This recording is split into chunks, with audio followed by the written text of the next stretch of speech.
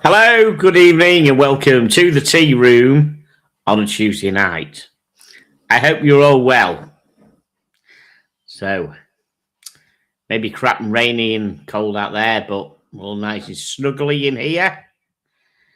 Stephen L is in the room. Upvoted. Greetings from London. East London, should we say. Thank you. Start the show. Matt H is in the room. Matt H. Good evening, everyone. Upvoted. Thank you, Matt H. Get the show started now. Brian's not with us tonight. He's working. We do have the cherubs here, which are going to be no help at all. As you can see, there they are. Hope they behave themselves. So, tonight we are wearing the astronaut. So we go full screen. I'm crap at doing this, am I? Haha. Where's my full screen button? Do we do? I'm sure they've changed this around. Solo layout. There we go. Wrong solo layout. Look, my dead. Hang on a minute. Fucking hell. Tell you what, let's go to the right solo layout. There they are. The Acrytron astronaut from 1966 on the proper coffin bracelet. So, shares a birthday with me, March 1966. So both, me and the watch, are both nearly 60 years old. Absolutely fantastic. There we go. Great fucking watch. Yes, thank you, everybody. Let's see. We look 10 in the room. See how we're doing. Let's go and talk about some watches tonight, shall we? Just for a change. Oh, yeah. Thing about these things. I've just got a new battery just put in this thing, and it fucking hell buzzes like a rampant rabbit, I tell you. Really does. Really, it's like hums properly. And they don't last long, though. I'll tell you, I need to pull the battery when I don't use it, because I'm sure I put a battery in less than a year ago and it was dead when I got to it tonight, because it does just use battery, but it's just great. I mean, anyone knows the history of these watches. Neil Armstrong wore one of these watches when he was in the X-15 fighter before he became an astronaut. He was in the X-15 fighter, and a lot of X-15 fighter pilots wore these watches. Yeah, just fantastic piece of history. So let's find some more watches to talk about. Okay. Where are we? Which one are we going to talk about today? Hang on a minute. Sorry, we've got a few we could do. This one was, sorry, I'm completely unorganized, like as normal. You know what I'm like. Right, first of all, we have this. It's Timex, everybody.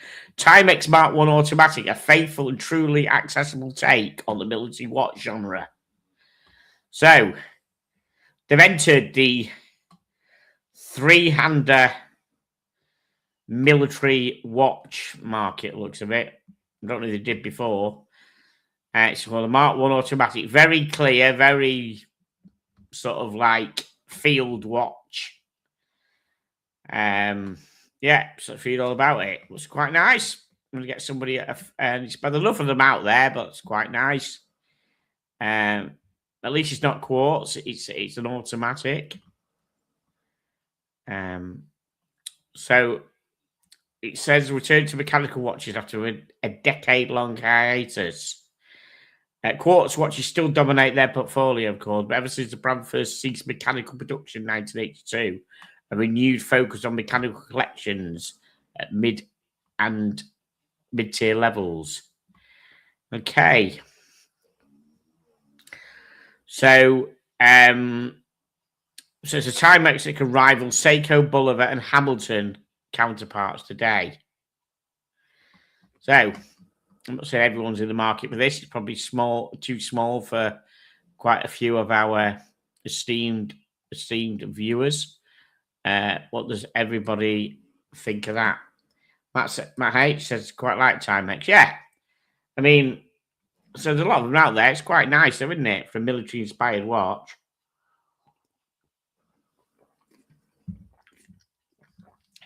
I'm sure Timex were in the military game. Wish Thomas was on. I did invite Thomas because he knows a lot about military watches, as Thomas. Together, we need to do another military watch show, I think, because he does know his stuff.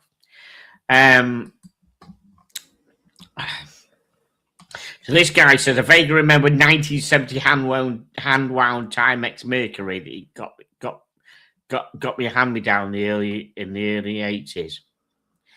I don't know if they actually entered the military market with stuff. I don't know. So Mark 1 automatic 40mm diameter, 13.6mm in height. Ideal size. All right, so it's a 40mm, so it's good for most people. Tall box style acrylic crystal. So I reckon this is going to be cheap as chips, even though it's an automatic. I reckon this is going to be 249 quid. The reason I say that, they say it's affordable. So I'm going to go with 249 quid. Nice loom on it there as well. Yeah.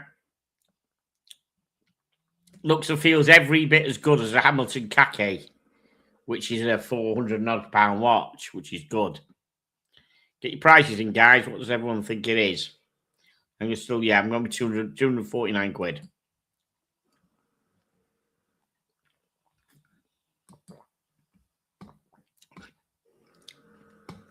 Well, we had 10 viewers before, then we went down to, got a Timex in, we went down to 8. Oh, Stephen L's going in with 350. Okay. Matt's going in with bargain basement 200.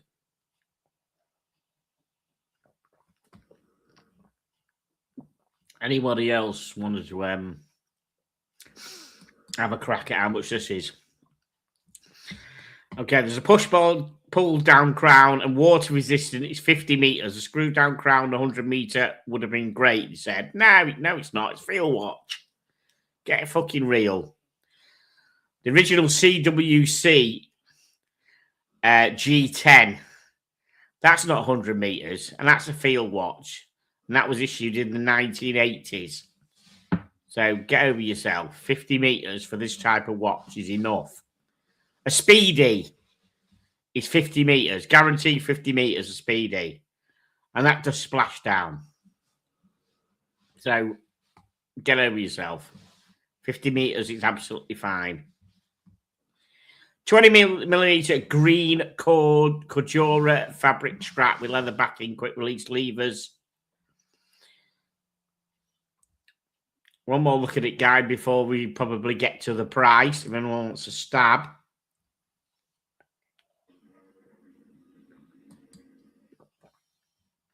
And now we're down to 7 people. Fucking great, thank you. All right. Don't let the door hit your ass when you leave. Thank you. Right. Classic military dial. Contrast well oversized white Arabic numerals with smaller 24-hour scale circuits side. It's quite nice. Okay, so it's got a Miyota 8215 engine. That's quite good. That could be put into Stephen L territory at 350 with a Miyota movement. Could be right there. Don't know. We'll see. Citizens Parashock shock resistance. Accuracy is rated -20 to +40 seconds a day, but it's generally within those parameters. In I hope it fucking is. That's pretty poor. That. Sorry. Yeah, it's got to be pretty. I don't think a Miyota 8215 is that shit. -20 +40, surely. Don't know. He says the Miyota 8215 is a step above a Seagull equivalent. It really completes this well-round field watch, especially for the price. Okay, there's the back of it. Interesting, a little porthole. Cheers, bro. Final thoughts, and then we'll get the price. Let's see if any more guesses on the price. No more guesses on the price. Okay. So let me have a look here.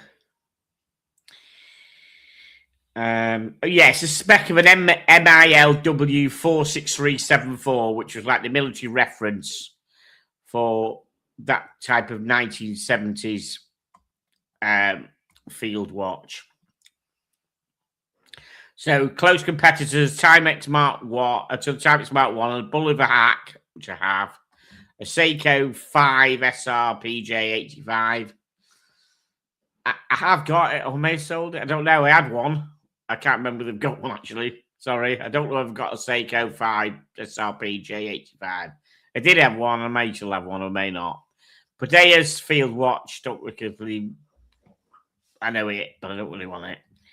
And a Hamilton Khaki Field. Yeah, absolutely. Right. So let's have a look at the price. Let's see. US dollars 299. So split between the price that Stephen L and what I said. I said 250, he said 350, it's 300. 300 quid. Yeah, it probably is quite a bargain, actually, to be honest. When a khaki field is upwards 400, not nearly 500. Yeah. Gets a like from me. Right, next we have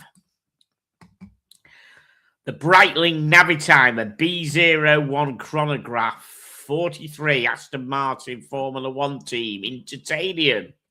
So it's a collab between Aston Martin and the Aston Martin Breitling, with the Aston Martin Aramco Formula One team as their official watch partner. Oh, doesn't that look pretty? I like that a lot. Looking bet the price ain't pretty. It'll be a big shitload of money and added on because Aston Martin had got involved. That is really nice. Oh, that's a nice one. I love that. I love that blue. Like the different shades of blue. That is beautiful, that. Yeah. It's got the tachymeter on the outside, which no fucker in the world knows how to operate it. What at all? I don't know. The tachymeter on the outside makes no fucking sense. It's interesting that they picked technically a flying watch for something to do with racing cars. I'm sure there could have been a more suitable watch that Aston Martin could have teamed up with than this one. It's a lovely watch, but I said it's a pilot's watch, isn't it? So to team up with the Aston Martin Formula One team is a bit strange, but it is nice. It's a nice watch, definitely. Okay, so today's Navitimer marks a return to F1 for Breitling. Although the brand were never big in the highest class of a big name in the highest class of motorsport, legendary F1 drivers, including Jim Clark and Graham Hill, wore Breitling Navitimers in the 1960s. Okay, that's interesting. And of course, you had the 1990s Chronomat Renault F1 team. Okay, still don't see the connection, but never mind. Limited edition to 1,959. As a stronger link to the Clark and Hill than the Stroll and Alonso. Although the Navitimer dates back to 1952, it was originally designed to be worn as a wrist mount cockpit instrument for aviators. The chronographer's slide rule allows pilots to calculate speed, time, and intervals of fuel consumption. Hill and Clark, who were both amateur aviators, use these functions on the track. Okay, interesting. Nice. It's still fucking. I like it. On that, I like that strap as well. I'm intrigued how much this is gonna be. Yeah. So you get accents of Aston Martin racing green and lime. Drive for the Aston Martin Aramco livery. Lightweight titanium case. Wow, 43mm housing, 49.07mm lug to lug, and 13.69 thickness. 30-meter water resistant. There you go. Doesn't need to have any more. Because if that Aston Martin's hitting water, there's something fucking wrong. So, yeah. Plenty of luminous material on the hands and the dial. Nice movement as well. So, thoughts, guys? Let's have a look.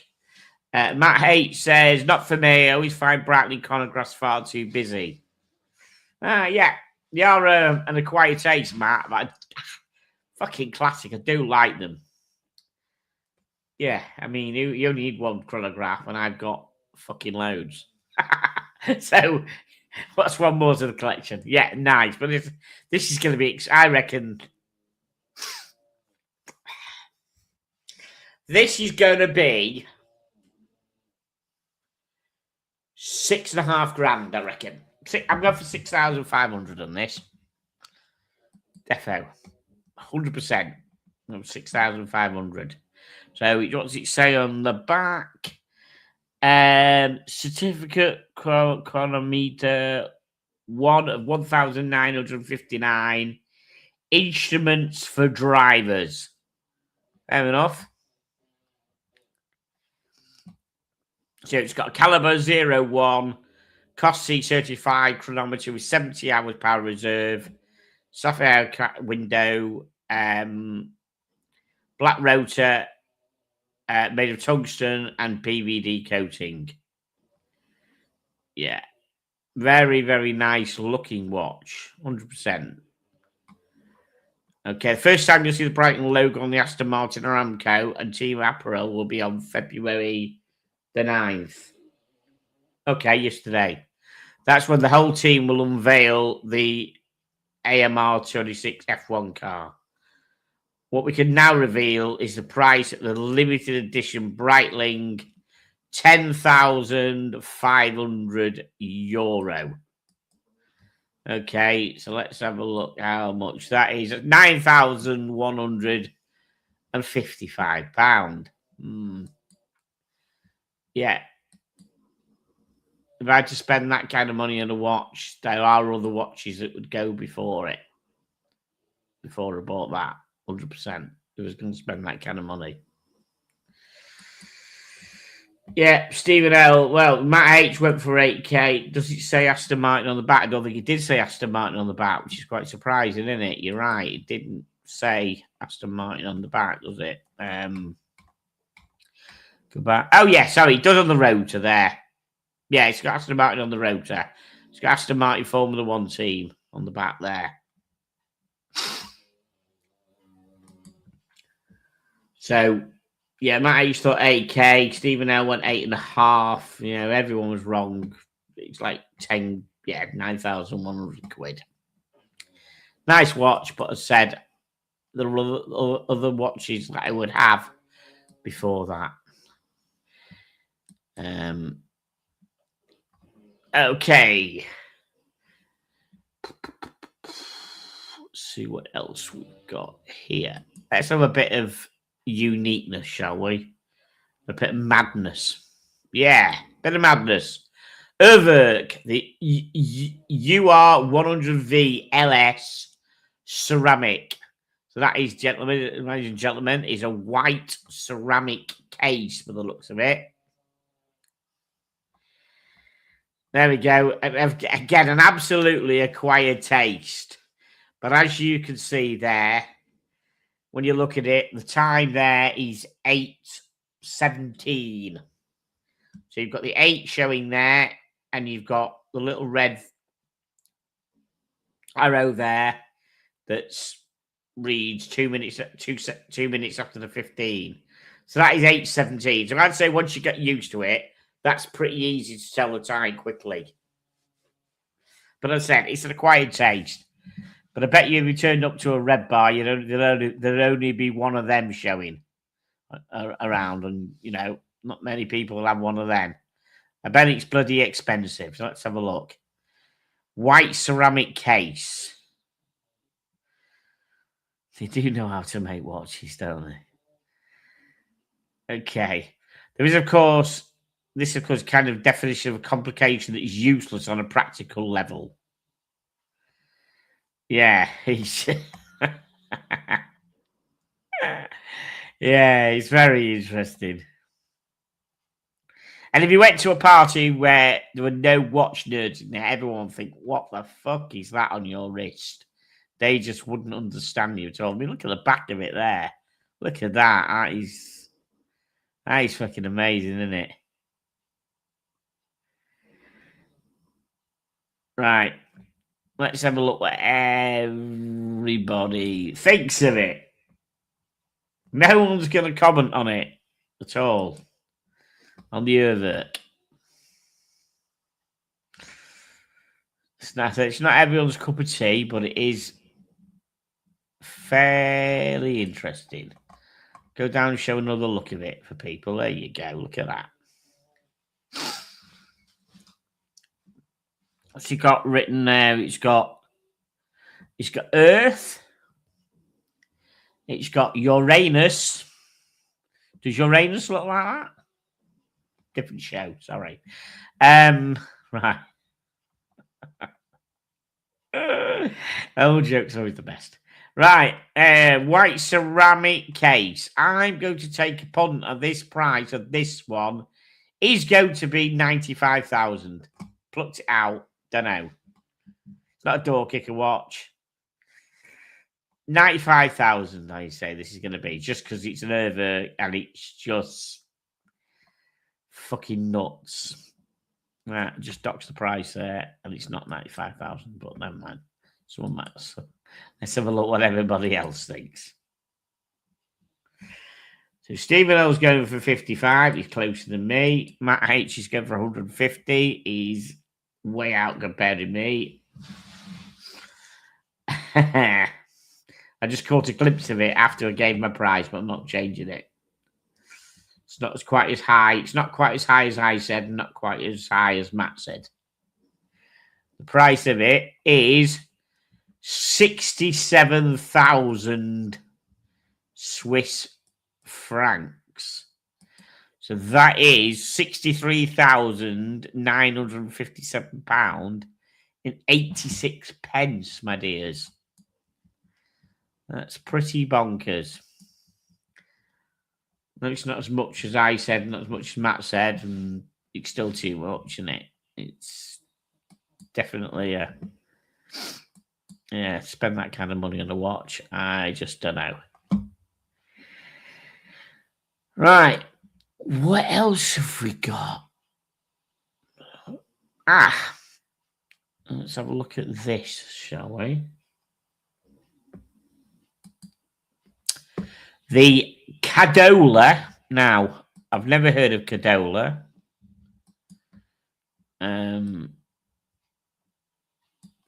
Yeah. The Cadola Testa di Toro. Testa di Toro. Probably Italian, I imagine. Yep. Chronograph with a new bracelet edition collection. Now, that is 100% 70s. Look at that. That is a 70s watch, that, isn't it? Yeah, I like that. That is very 70s. Bullhead. A bullhead chronograph. So, I don't know what it's based. Oh, God, it's a chunky monkey. Hang on a minute. Is that... Fucking hell, that is a chunky monkey. Inspired by the 1970s rally chronographs, the Canio di Tosta used a bullhead case configuration, placing the chronograph pushing at 12. Layout was originally developed for motorsport timing, keeping the controls accessible while staying clear of the wrist during driving. Now that, to me, I don't know, it's just the look on the angle of it. A lot looks a very, very thick case, that does. 42 mil and maintains a familiar bullhead profile.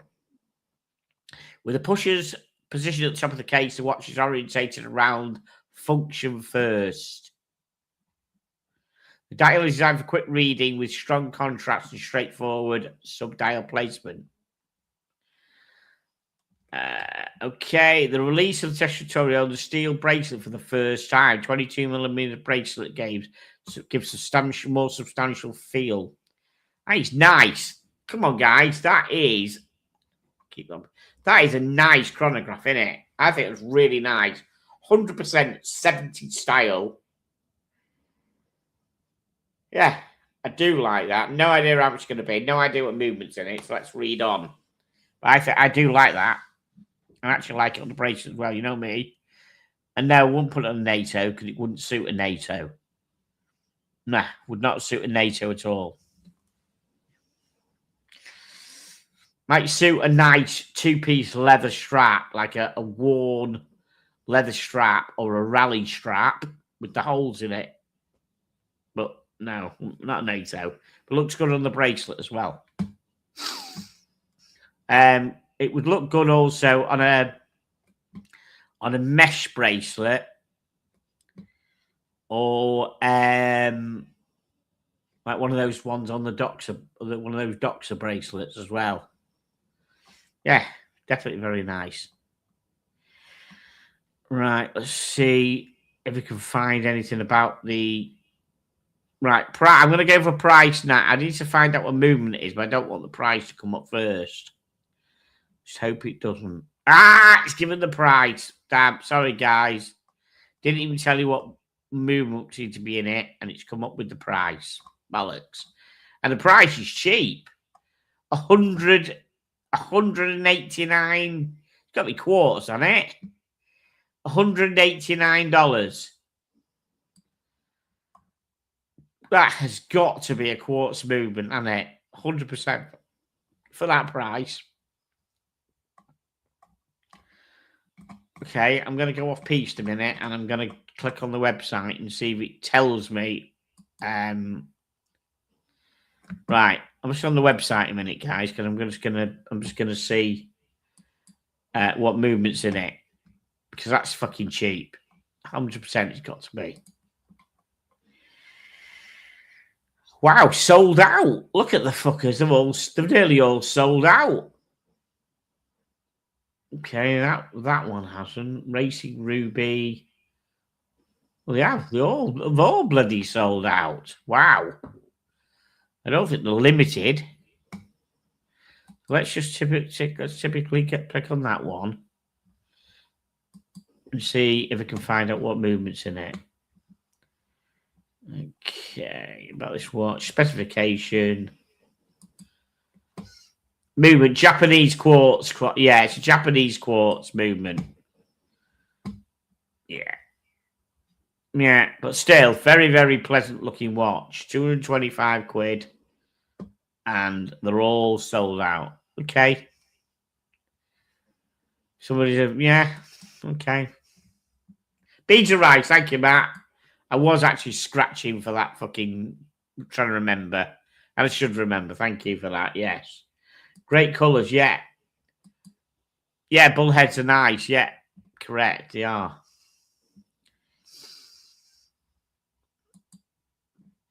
Right. What we're going for next? We're running out of watches soon, guys.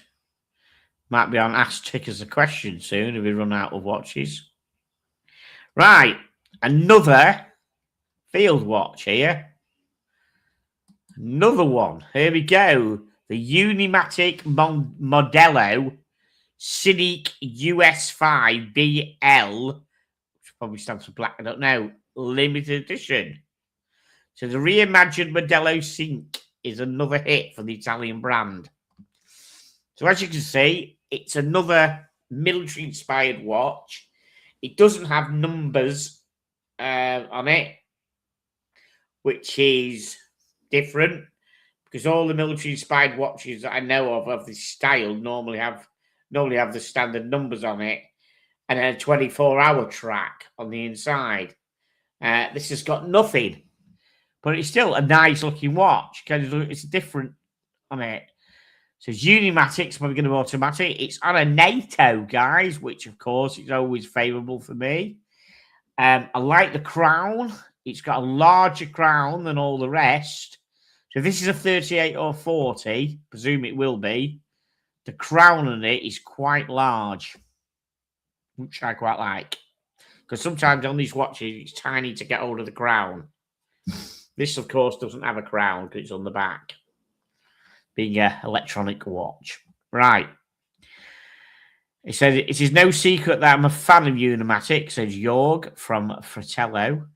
Met Jorg, great. I'm sure I've met Jorg. Great bloke. I met him when I was over there. He says, when he first strapped on the Unimatic's new Modelo Sync U5 SBL on the wrist, it felt like coming home. Okay. Yeah, hardcore tool watch, I reckon. Yeah, looks quite nice. His indices pop a bit. Straightforward three-hander. 300 meters water resistant. So it's got some water resistance there, guys. Thoughts on it so far, everybody?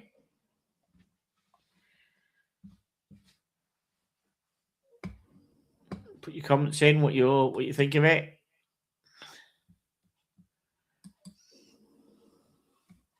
Any thoughts? You're not sure? Just make it up.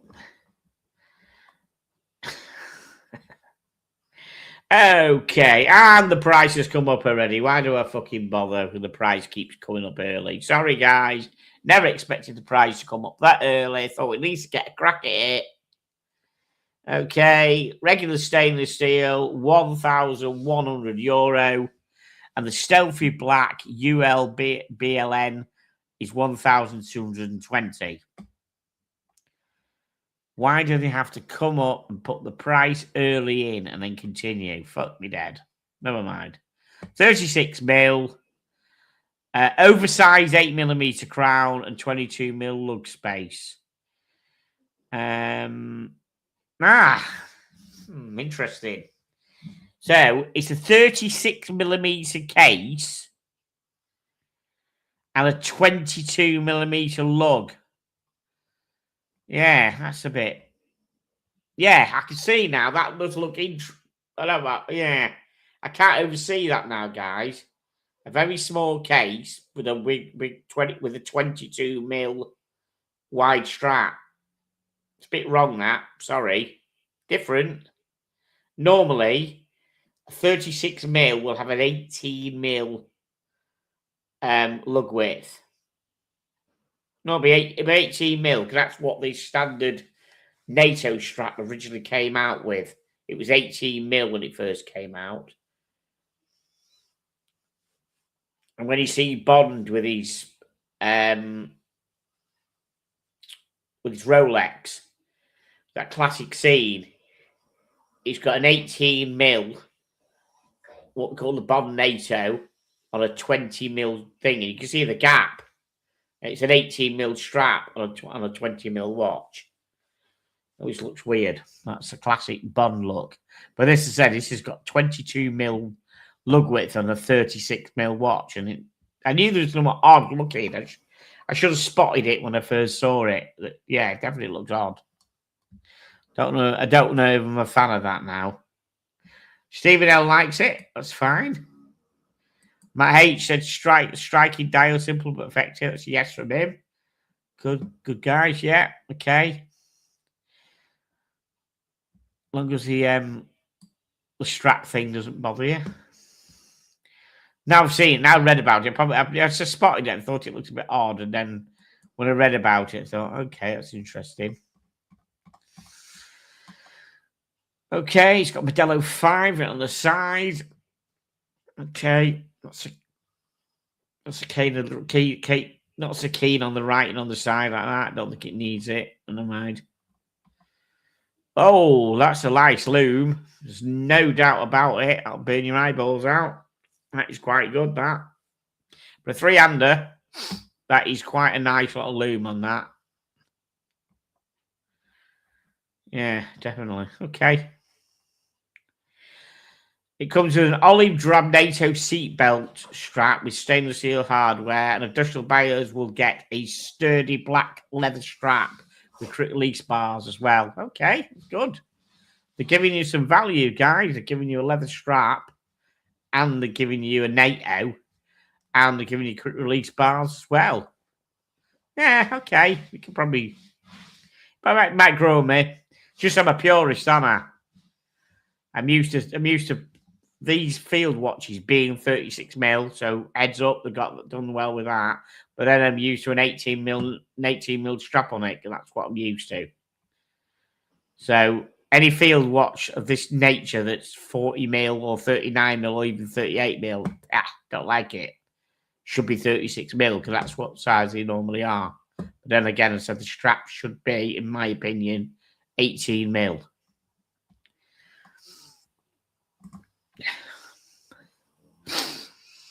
$36 mil fits his wrist perfectly on both the NATO and the leather strap, nicely proportioned. Okay. No, that strap too wide, definitely too wide. Sorry, no, stop going on about it, but I'm into it now. No, not for me. Right, what else have we got? Anybody new to watching the show, you know me. Opinions are like arseholes, everyone's got one, but I stick my opinion in people's face because I can do and I want to. Right. Here we go. The Alpina Label Noir. So it just confused me because it's got underneath there. It doesn't look like it's got a space. It looks like all one word, even though different colours. So yeah, the Snow White Alpina X Label Noir Alpina Manufacture Date Special Edition. A collaboration with Label Noir that results in an alluring wintry model with snowy white dial and a hammered case. Okay, Alpina working watches, never heard of them. I don't know who Label Noir are either. So here we go. Okay, first off, quite like texture on the dial. I think the hands are a bit lost because of the same colour as the dial. I don't like the fucking hammered case. It just looks a bit puffy for me. Sorry. Don't like, no. Definitely don't like. He's either left the crown out to set the hands at 10 o'clock or there's a fucking big gap down there. As I say, the photographer, let's take a shot quickly. Let's pull the crown out, set the hands at 10 past 10 for the classic shot, but let's not put the crown in and tighten it up. Schoolboy error. Or it's built like that, which means it wouldn't be seeing any kind of fucking water from me whatsoever. But I'm guessing he's forgot to screw the crown in. Okay. Right. So, renowned for the rugged all-terrain watches for outdoor adventures, Alpina go off-piste with its new Alpina manufactured date watch made in collaboration with Geneva customization expert Label Noir. Snow White dial, unprecedented for the brand, hammered case, 130-piece limited edition also marks the return of a manufacturer caliber to Alpina. Okay, let's get the scores on the doors from people first, and what do people think of it? Okay, Stephen L's a fan. All right, Stephen, thank you.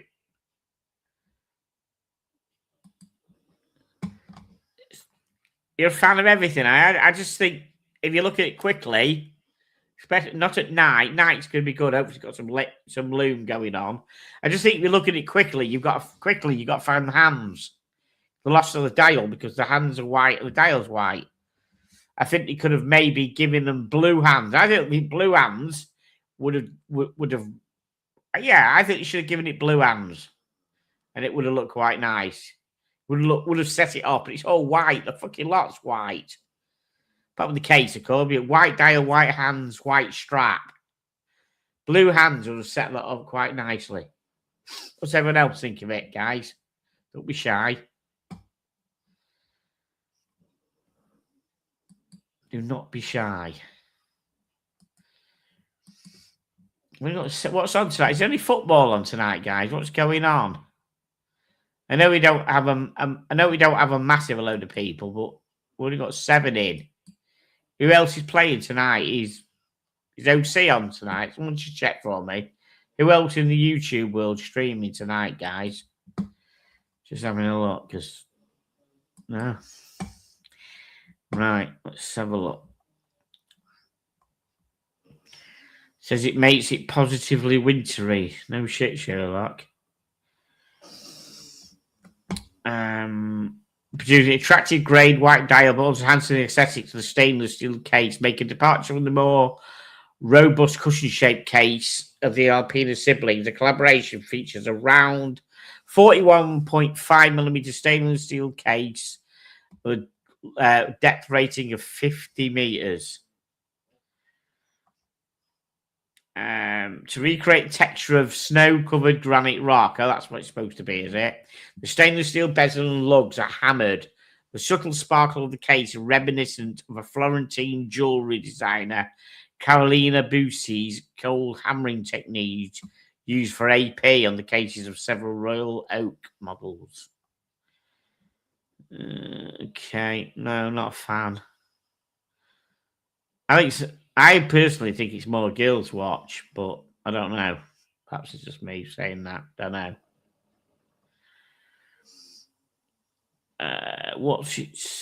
Okay, moreover, the practical point number 31 on the date display is coated in grey lacquer, feature in-house caliber with 72 hours power reserve.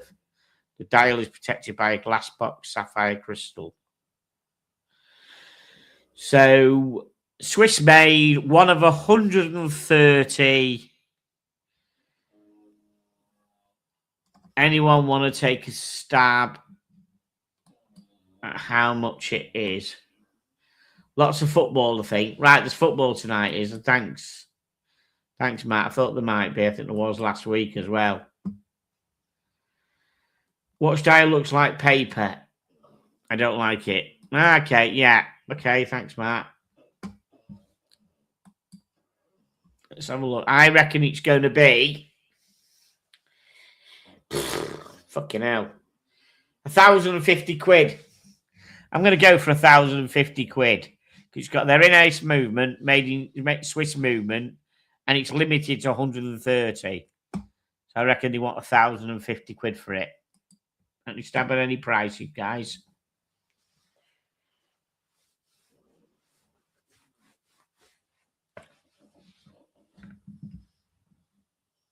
Okay, I was checking the dogs are all right. Yeah, still sleeping on here. Oh, fucking hell, Stephen. Do you know more? Do you know something I don't, mate? Fucking hell. I tell you, if you're anywhere close, mate, you've looked at the price. Fucking hell, right in at $5,000. Wow. Okay, interesting. Okay, Matt H is going for 3K. Interesting. Perhaps I'm wrong. Perhaps I just don't know anything about any watches that don't have NATO straps on them. Oh dear, let's have a look now and see what we find out about it. New watch is a manufactured movement. It's an AL706. The movement was developed by sister brand Frederic Constant and features in the FC Classic Moon Phase date manufacture model. Wow. 72 hours power reserve. Yeah. Okay, let me have a look. Ooh, okay. Euro 3,695. I think Matt H could be in with that one. 3,222.34. You were close, Matt. Apologise, Stephen L. I just thought the way you went in there, you knew the price. Apologies. Matt H was close. Right. What else have we got? What else have we got? We looked at that one. Looked at that one. Looked at that one. I think we're nearly out of fucking watches. think we are nearly out. We are out of watches. Let's see, I'm doing one final look around to see if anything that I've missed.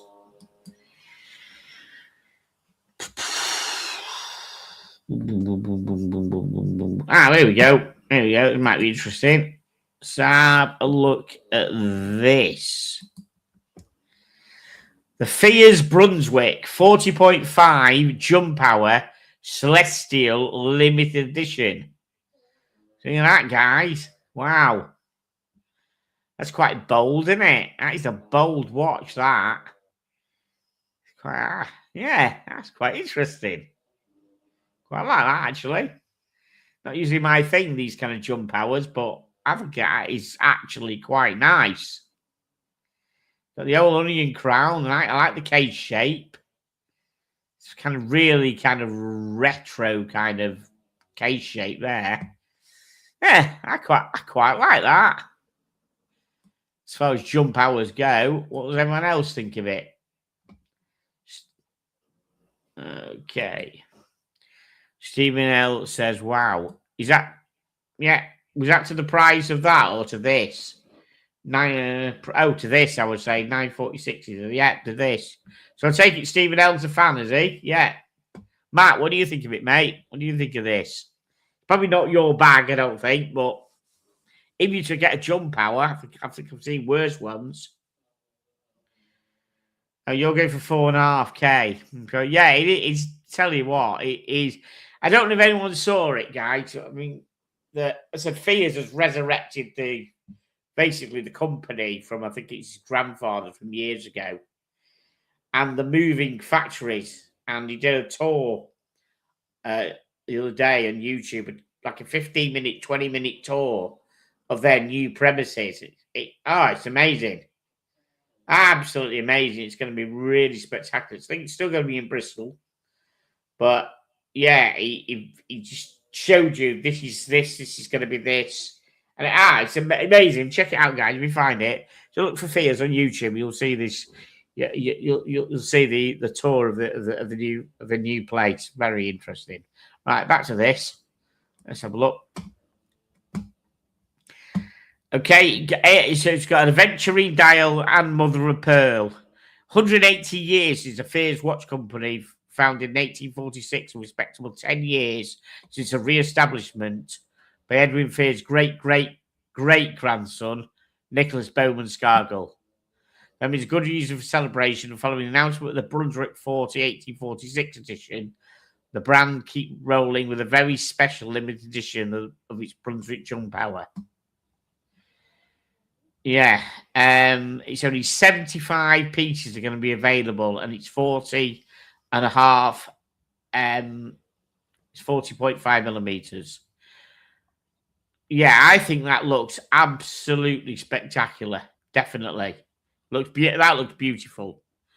That'd be like almost a one and done dress watch. I think if you didn't want to go with the usual dress watch that we all know, that'd be a fantastic dress watch. That would be. Yeah, amazing. Okay, let's start with the dial content. The 40.5 millimeter stainless steel cushion case, 12.8 millimeters thick, 47 millimeter lug to lug. Circular brushing up top, while the bezel lugs and case sides are all polished. Onion crown at 3 o'clock, with a Sellita SW200 automatic movement inside. Right. You can choose to get the watch with an all-steel case back or display back with sapphire display. Got to have a sapphire display, haven't you? You got to have a look at that. That is brilliant. 100% for dress watch, sapphire display. Door kicker watch, no. Dress watch, yes. Absolutely. I think the Matt could be right with the 4.5K. I reckon he's right on the money there. I'm going to go 4,600 because I don't want to do the same price as Matt. I think Matt probably got it. Okay. As mentioned, now the Fiers Brunswick have been fairly similar. Right. So it's. I mean, you know me, I like leather strap, but it doesn't do it on the strap. The bracelet, that is, to me, it's a bracelet watch. That is 100%. And a lot of dress watches do nice on leather bands, but that 100% is a bracelet watch. Look at that, especially with that Jubilee style bracelet. Wouldn't look well on an oyster tail bracelet. Jubilee style bracelet like that. He's it. Brilliant. Love that. Love that. Doesn't look half as good on the leather. You might get that leather strap with it. It might come with it.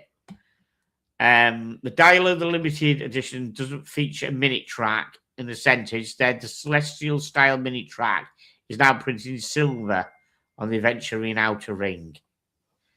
Wow. Looks very, very nice. Limited to 75 pieces.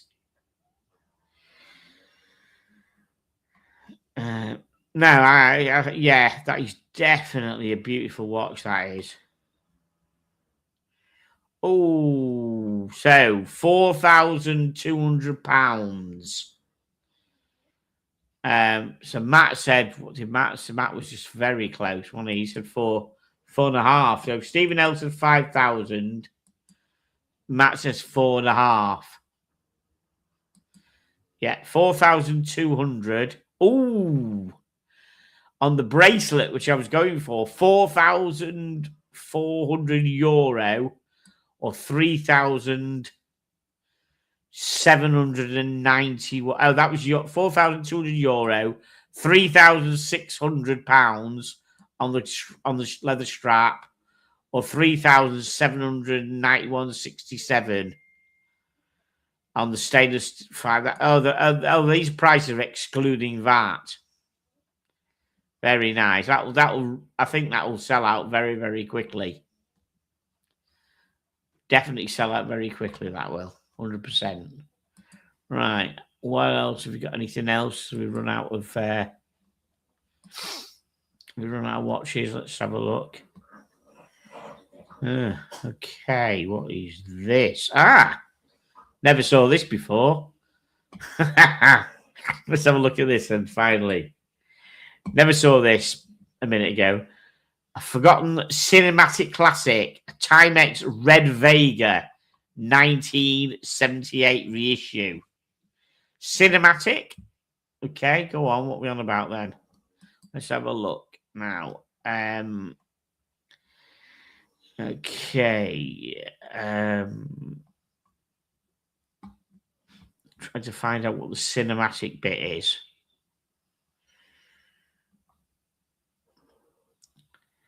These reissues will feature multifaceted acrylic crystals similar to those offered on the original 1978 model. I just don't know what the cinematic... Pulp Fiction. Travolta wore one in Pulp Fiction and paired it with a black Fossil branded strap. Right. Got ya. Pulp Fiction watch, guys. Never even noted. I think last time I watched Pulp Fiction, I wasn't into watches, so I'd never clocked what he were wearing. Wow, okay.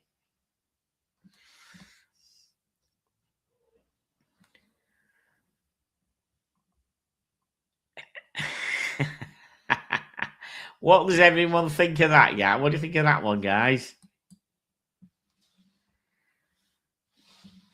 The Pulp Fiction, John Travolta, Pulp Fiction reissue. Even though it's not got Pulp Fiction written over it, so it's the same model that John Travolta wore in Pulp Fiction. Great film. I need to watch that again now. Yeah, I really do. I need to watch that. Hey, Thomas, good evening. Thomas, you Pulp Fiction fan, sir? Do you remember this watch? Probably John Travolta wore this watch, this model watch in Pulp Fiction.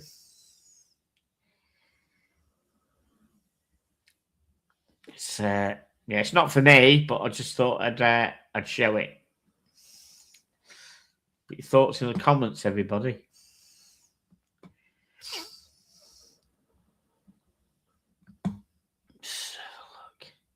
So you find out more about it, what movements it's gonna have in it. Just bear with us. Where are we? Oh, okay. There we go. Short article. Sorry, guys. Short article. And it's 209. €209. €209. Now, before I go, not your cup of tea. No, G-Man, no. Before you go, everybody, last year, beginning of last year, I did a website. And it's hard work doing websites. And I haven't done a lot of update on it. But steadily, people have been picking away and looking at it. And I looked the other day, and it's had like thousands of views on the website from various people. It's had like unique people a week looking at it. People have found it and looked at it and read the articles. Oh, they may have looked at it and just binned it off, but I've had visitors.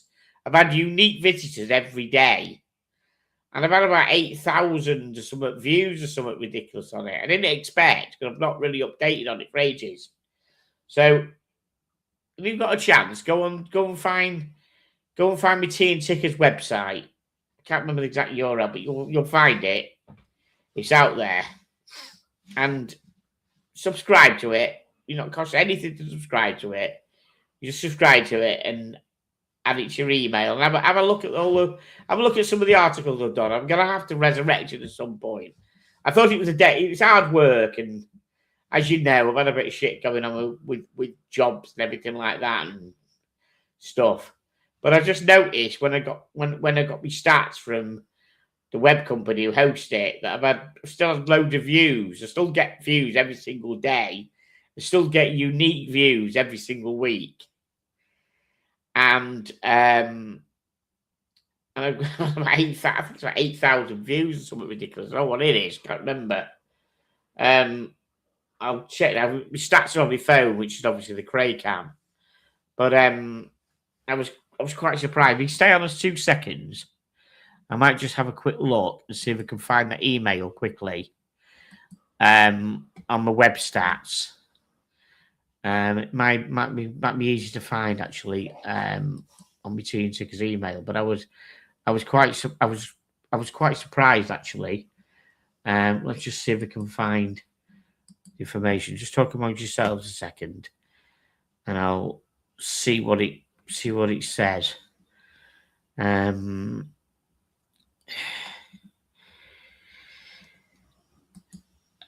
Statistics, website activity. Okay, so for Sunday, from the Tea and Tickers website, I had 35 views. I had 41 views on last Saturday. On Sunday, I had 25 unique visitors. On the Saturday, I had 30 unique visitors. Overall view count was 8,230. And total unique, total unique visitors to date, don't know how it's out more, of 8,960. I don't know how that means, so I don't know. So I was surprised. Because I said I've not done anything on the website because it's not easy doing website stuff. But I think I might have to resurrect it again because people are still looking at it. So even though I haven't done anything, I've still got 25 unique visitors on Sunday and 30 unique visitors on Saturday. So perhaps it's time to wake the website up again and do some more articles on stuff on watches that I like. I know, quite surprised. So if you dig out, let's just see if we can see how much presence it's got. If I put teaandtickers.com into Google, let's see if it actually finds it. I get loads of spam as well. I get loads of people trying to put messages on and put like porn on it and stuff like that. But they don't realise that every single message has to be verified by me. So they'll never get through with the tits and fannies on my website. Thank you. They won't ever get in. Okay. Yeah, I found it. Yeah, I found my website quite easy. It comes up. So let me just place the URL. Let me just put the URL into the chat. And then if anyone fancies. I'm in trouble sending a text. It's just, cheers, Matt. Yeah, well received, mate. Thank you. Right, guys. So that's my website. As I said, I'm going to probably resurrect it. It's just totally flabbergasted when I got the figures through and I spotted them. That they're actually people still reading it and visiting it. So I might have to just revisit it at some point. It won't be this weekend. I'm off up north this weekend. I'm going to a christening on Sunday. So I'm off some stupid fucking o'clock on Saturday morning to go up to Manchester. That'll be interesting. So, yeah. And I'll be on again next Tuesday. And I've got an unboxing next Tuesday. Not arrived yet, but it should arrive before Tuesday. So stand by next Tuesday. Tickers has an unboxing. Excellent. Right, thanks, guys. Thanks, you lovely people. Thanks for all the comments. Love to see you get involved. Thank you so much. And all I have to do now is say, see you next Tuesday. Good night.